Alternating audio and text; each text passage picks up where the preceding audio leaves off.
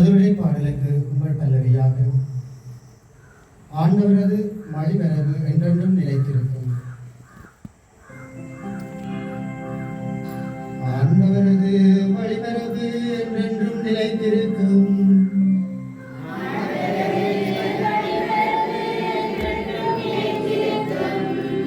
ஆண்டவரின் பேரன்பை பற்றி நான் என்றும் பாடுவேன். நீர் உண்மை உள்ளவர் என தலைமுறை தோறும் என் நாவால் அறிவிப்பேன்.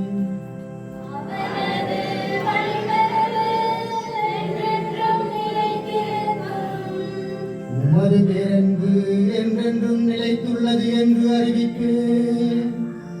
உமது உண்மை வானை போல் உறுதியானது.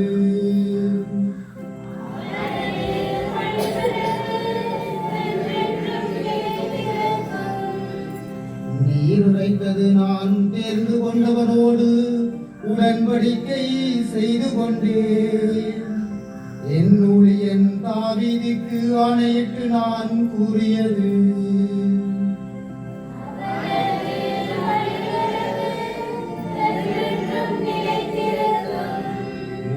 வழிமரபிரரை என்றென்றும் நிலைத்திருக்கச் செய்வேன்.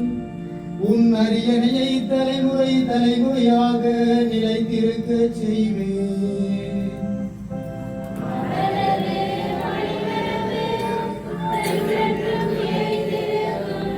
நீரே என் தந்தை, என் இறைவன், என் வீட்டின் பாறை என்று அவன் என்னை அழைப்பான்.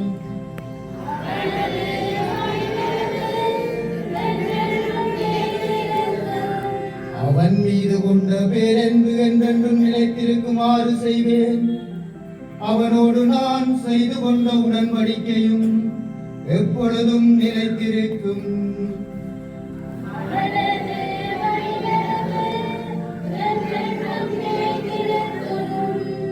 அவனது வழிமரபு என்றென்றும் நிலைத்திருக்கும். இல்லாதது போல் தோன்றினாலும் அதை அவர் எதிர்நோக்கினார். திருத்தூதர் பவுல் ரோமியருக்கு எழுதிய திருமுகத்திலிருந்து வாசகம். 4ஆம் அதிகாரம் 13 தொடக்கம் 16 தொடக்கம் 18 22 வரை. சகோதர சகோதரிகளே, உலகமே அவருக்கு உரிமை சொத்தாகும் என்னும் வாக்குறுதி ஆபிரகாமுக்கோ அவருடைய வழிமரபினருக்கோ திருச்சட்டத்தை கடைபிடித்தால் கிடைக்கவில்லை.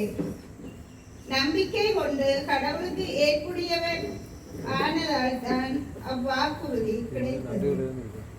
ஆகவே கடவுளின் அருட்செயலால் நம்பிக்கை வாக்குறுதியின் அடிப்படை ஆயிற்று.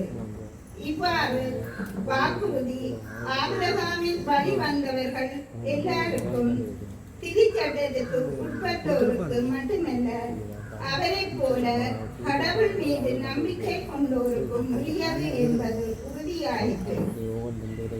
ஆபிரகாம் நம் அனைவருக்கும் தந்தை. ஏனெனில் எண்ணற்ற மக்களினங்களுக்கு உம்மை நான் தந்தையாக்குகின்றேன் என்று மறைநூலில் எழுதியுள்ளது. ஆம், இறந்தவர்களை வாழ்விப்பவரும் இல்லாததை நம் வார்த்தையால் இருக்க செய்பவருமாகிய கடவுள் மீது நம்பிக்கை கொண்டு அவர் முன்னிலையில் ஆபிரகாம் நம் தந்தையானார்.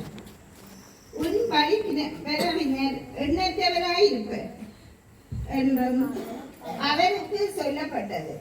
இக்கூற்று நிறைவேறும் என்னும் எதிர்நோக்கு இடமில்லாதது போல் தோன்றினும் அவர் எதிர்நோக்கினார், தயங்காமல் நம்பினார்.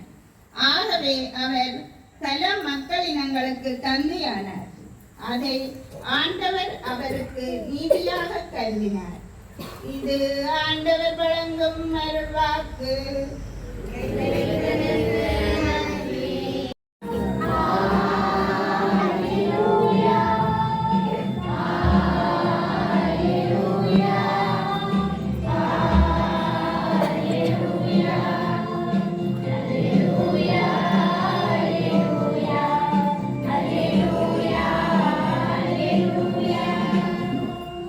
ஆண்டவரே, மது இல்லத்தில் தங்கி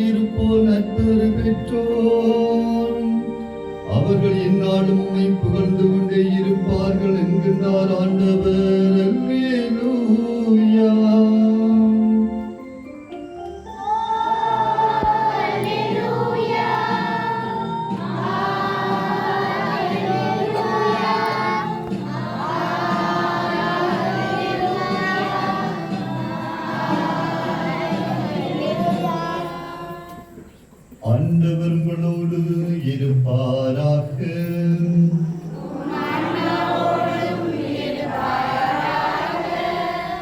புனித மத்தேயு எழுதிய நற்செய்தியில் இருந்து வாசகம்.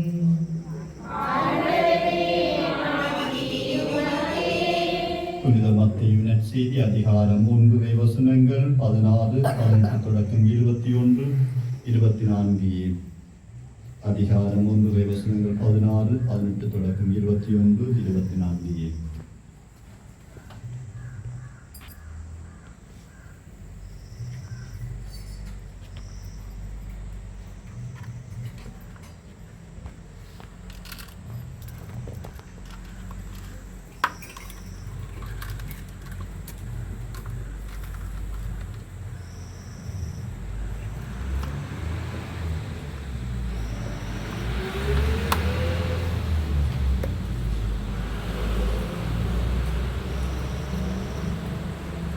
யாக்கோப்பின் மகன் மரியாவின் கணவர் யோசேப்பு, மரியாவிடம் பிறந்தவரே கிறிஸ்து என்னும் இயேசு.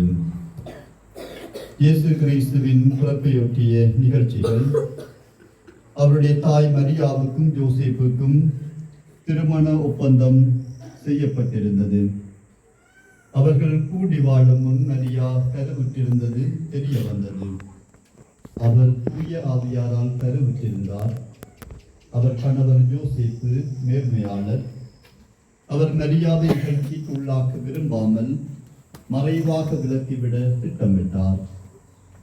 அவர் இவ்வாறு சிந்தித்துக் கொண்டிருக்கும் போது ஆண்டவரின் தூதர் அவருக்கு கனவில் தோன்றி, யோசேப்பே, உன் மனைவி மரியாவை ஏற்றுக்கொள்ள அஞ்ச வேண்டாம். ஏனெனில் அவர் கருவுற்றிருப்பது தூய. அவர் ஒரு மகனை பெற்றெடுப்பார். அவருக்கு இயேசு என பெயரிடுவேன். ஏனெனில் அவர் தம் மக்களை அவர்களுடைய பாவங்களிலிருந்து மீட்பார் என்றார். யோசேப்பு தூக்கத்திலிருந்து விழித்தெழுந்து ஆண்டவரின் தூதர் தமக்கு பணித்தவாறே தம் மனைவியை ஏற்றுக்கொண்டார். கிறிஸ்து செய்தி.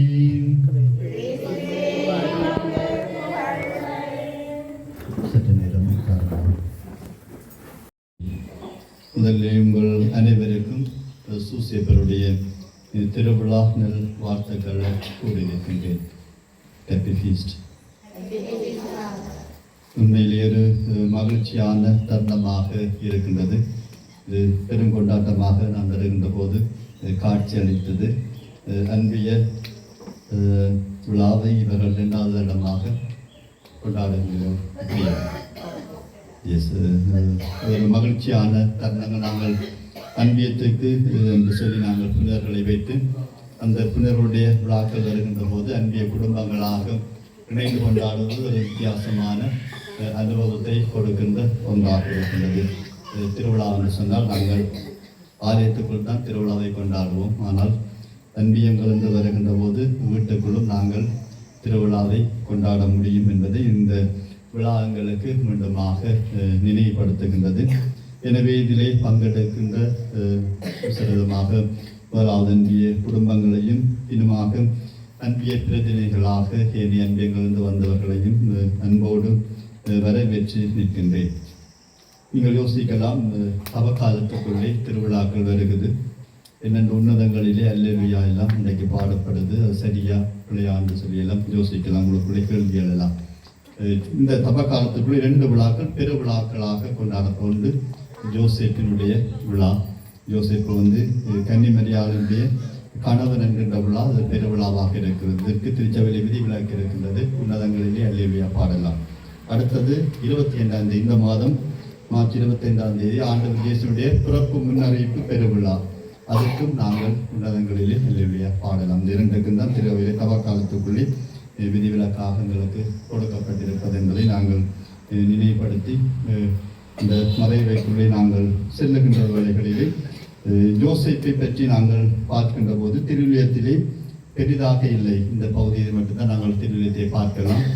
ஏனைய விடயங்கள் திருவிழியத்திலே இல்லாவிட்டாலும் அவருக்குரிய நிறைய புத்தகங்கள் எழுதப்பட்டிருப்பதை நாங்கள் பார்க்கின்றோம். நிறைய பேர் அவரை பாதுகாவலராக வைத்திருப்பதை நாங்கள் பார்க்கின்றோம். அந்த வகையில் பார்க்கின்ற போது திரு அவையின் பாதுகாவலராக, குடும்பங்களின் பாதுகாவலராக, பல துறவர சபைகளின் பாதுகாவலராக, உழைப்பாளர்களின் பாதுகாவலராக, தம்பியர்களின் பாதுகாவலராக, ஆதரவற்றவர்களின் பாதுகாவலராக, இன்னுமாக எதிர்நோக்கி இல்லாமல் வாழ்வோரின் பாதுகாவலர் சொல்லி யோசேப்புக்கு தான் இத்தகைய பாதுகாவலர் என்கின்ற உயர்ந்த நிலையை நாங்கள் கொடுத்திருப்பதை பார்க்கின்றோம் திரு அவையிலே.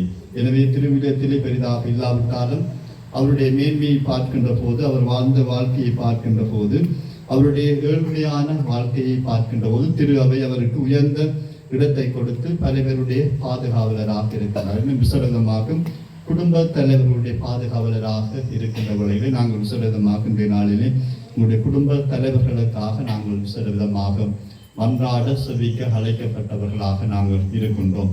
ஏனென்று சொன்னால் குடும்ப தலைவன் என்பவன் பெரிய ஒரு சுமையாக இருக்கின்ற, குடும்பத்தை கட்டி காக்கின்ற தலைவனாக குடும்ப தலைவன் இருக்கின்ற வழிகளில் இன்று நாங்கள் யோசேப்புக்கு விழா எடுக்கின்ற வழிகளில் யோசேப்பு ஒரு சிறந்த குடும்ப தலைவராக இருக்கின்றார் என்று சொல்லி பார்க்கின்றோம். கருவுறாமல் ஒரு ஆள் குழந்தை கிடைப்பது என்பது சமுதாயத்திலே கூடி வாழுக்கு முன்னம்பி குழந்தை கிடைப்பது என்பது சமுதாயத்திலே ஒரு பெரிய ஒரு விஷயமாக பேசுபவர்களாக பார்க்கப்படுகின்ற வேளைகளிலே யோசேப்பு அதை மறைவாக விலக்கிவிட திட்டமிட்டார். அவர் அவ்வாறு யோசிக்கின்ற போது, புத்தி கூர்மையோடு அமைதியாக அதை யோசிக்கின்ற போது ஆண்டவர் வெளிப்படுத்துகின்றவாறு அவர் அதை செய்தார் என்று சொல்லி பார்க்கின்றோம். எனவே இந்த விஷயத்தை நாங்கள் ஆழமாக சிந்திக்கின்றவர்களாக இருக்க வேண்டும். சமூகத்துக்குள்ள நாங்கள் வாழுகின்ற போது ஒரு விடயங்கள் வருகின்ற போது அதை நாங்கள் எவ்வாறு கையாளுகின்றோம். இதைத்தான் யோசேப்பு நிதானத்தோடு புத்தி கூர்மையோடு அமைதியாக செயற்பட்டார். இறைவனுடைய ஆசிரோடு அதை அவர் செய்தார் என்று சொல்லி நாங்கள் பார்க்கின்றோம். அதற்கு அவருடைய அந்த மனப்பக்குவம் எங்களுக்குள்ளும் உருவாக விசேடம். ஒன்றைய நாள் அதை பற்றி நாங்கள் ஆழமாக சிந்திக்கின்றவர்களாக குடும்பத்துக்குள்ளே கணவன் மனைவிக்குரிய சிறிய பிரச்சனைகள் அல்லது வருகின்ற போது அந்த குடும்ப தலைவன் எப்படி அதை கையாளுகின்றார், அதை பெரிதுபடுத்தி சமூகத்துக்குள் அது பெரிய விடயமாக கொண்டு வந்து அதை செய்ய விரும்புகின்றோமா, அல்லது அதை எவ்வாறு புத்திசாலித்தனமாக அதை நாங்கள் கையாண்டு அவப்பேர் வராதபடி நாங்கள் பார்த்துக் கொள்ளுகின்றோமா என்று சொல்லி நாங்கள் ஆழமாக சிந்திக்கிறேன். யோசேப்பு அதை செய்தார்.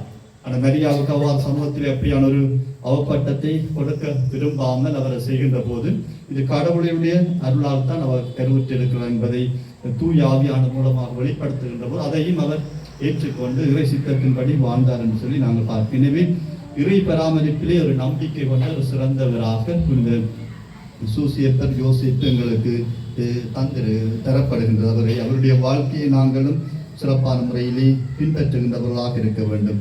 அவர் இறை பராமரிப்பை அவ்வப்போது உணர்ந்தவராக என்னை மரியாதை ஏற்றுக்கொள்ளுகின்ற வேலைகளிலும் சரி, இன்னுமாக பெத்லஹேமுக்கு அவர் அழைத்து செல்லப்படுகின்ற போதும், குழந்தையை காணிக்கையாக ஒப்புக் கொடுக்கின்ற வேலைகளிலும் சரி, காணாமல் இயேசுவை கோவிலை காணிக்கையாக ஒப்புக் கொடுக்கின்ற வேலைகளும் சரி, இப்படியாக ஒவ்வொரு விடயத்திலும் அவர் இறை பராமரிப்பை உணர்ந்தவராக அதற்கேற்ற விதத்தில் அவர் பொறுப்போடு செயற்பட்ட ஒரு தந்தையாக சூசியப்பர் இருக்கின்றார். எனவே அந்த பண்புகளை நாங்களும் எங்களுக்குள்ளே வளர்க்க வேண்டும். இன்னும் சிலகமாக அவரிடத்தில் காணப்பட்ட பண்பாக பார்க்கின்ற போது தன்னலமற்ற எளிமையான தாழ்ச்சியாக வாழுகின்ற மனப்பக்குவத்தை அவர் பெற்றுக்கொண்டார் என்று சொல்லி பார்க்கின்றோம். அவர் தன்னலமற்றவர்களாக அதே வேளையிலே தாழ்ச்சியோடு எளிமையாக வாழ்ந்த ஒரு புனிதராகவும் அவர் காணப்படுகின்றார். எனவே அவரிடத்தில் அத்தகைய அந்த எளிமைதான் அவருக்கு அதற்கு காரணம். அவரை இன்று நாங்கள் உயர்ந்ததாக போற்றப்படுவதற்கு காரணம் வந்து அவரிடத்தில் காணப்பட்ட தன்னலமற்ற தன்மையும் இன்னுமாக எளிமையாக தாழ்ச்சியோடு அவர் அந்த பணிகளை பொருட்படுத்ததை நாங்கள் பார்க்கின்றோம். எனவே எங்களுக்கு அத்தகைய பண்புகள் எங்களுக்குள்ளும் வளர நாங்கள் விசேடமாக மன்றாட வேண்டும். மூன்றாவது இடத்தை காணப்பட்ட பண்பாக பார்க்கின்ற போது இறைவனுடைய சித்தத்துக்கு முழுவதுமாக கீழ்ப்படிந்தார் என்று சொல்லி நாங்கள் பார்க்கின்றோம். எனவே அவருக்கு படியாக சமூகத்திலே அவர் அவப்பேர் வருகின்ற போதும் இறை திட்டம் எதை அவருக்கு வெளிப்படுத்துகின்றதோ அதற்கு அவர் பணிந்தார், கீழ்ப்படிந்தார். வேறொன்றுக்கும் அவர் அஞ்சமில்லை. இறைவன் எதை சொல்லுகின்றாரோ வானவர் மூலமாக இதை அவருக்கு வெளிப்படுத்தப்படுகின்றதோ அந்த வெளிப்படுத்தலுக்கு அவர் ஏற்றவற்றில் தன்னுடைய வாழ்க்கையை அமைத்துக் கொண்டார். அவ்வாறு அமைத்துக் கொள்ளுகின்ற போது அவர் ஒரு சிறந்தவராக நாங்கள் இன்று போட்டுகின்றதற்குரிய காரணமாக இருக்கிற அவர்களை காணப்பட்டு